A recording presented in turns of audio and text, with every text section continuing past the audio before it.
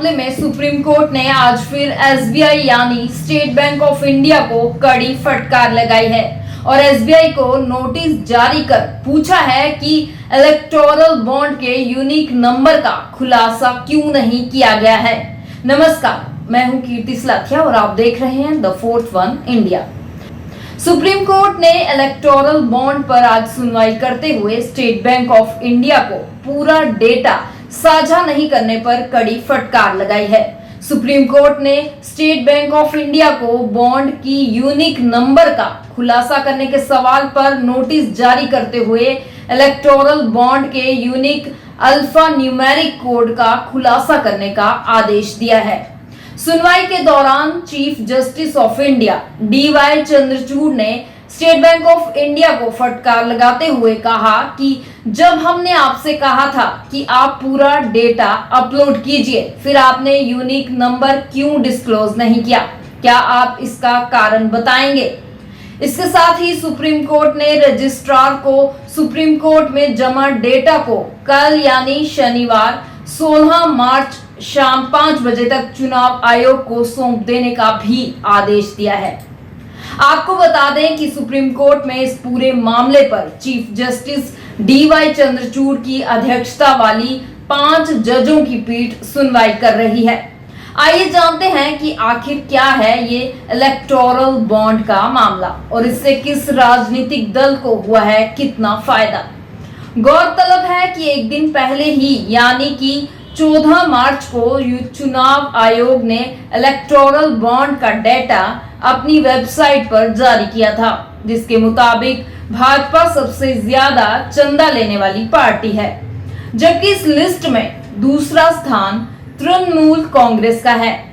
Data के मुताबिक 12 अप्रैल 2019 से 11 जनवरी 2024 तक भाजपा को करीब 6060 करोड़ रुपए का चंदा मिला है। वहीं दूसरे नंबर वाली पार्टी तृणमूल कांग्रेस को इसी अवधि के दौरान 1609 करोड़ और कांग्रेस को 1421 करोड़ चंदा मिला है। आयोग ने अपनी वेबसाइट पर 763 पेजों की 2 लिस्ट अपलोड की है। इस लिस्ट के मुताबिक future gaming and hotel services ने सबसे ज्यादा चंदा दिया है।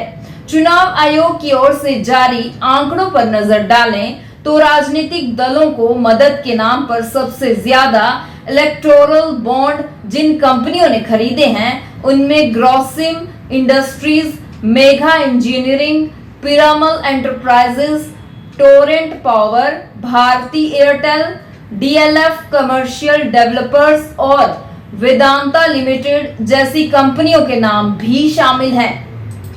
अब इस मामले पर अगली सुनवाई सोमवार यानी 18 मार्च को होगी।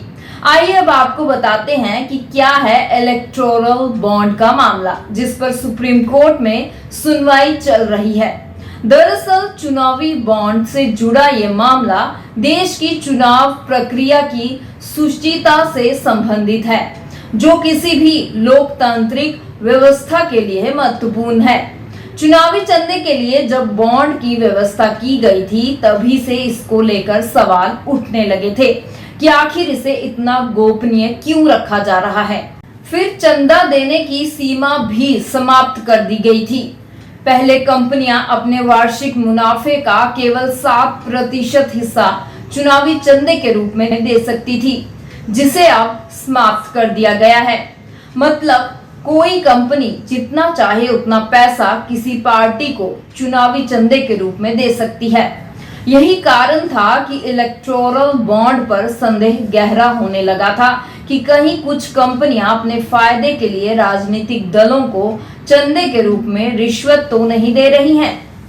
चुनावी चंदे को सूचना के अधिकार कानून से भी बाहर रखा गया था, जिससे लोगों को चंदा देने वालों के बारे में जानकारी उपलब्ध नहीं हो पाती थी।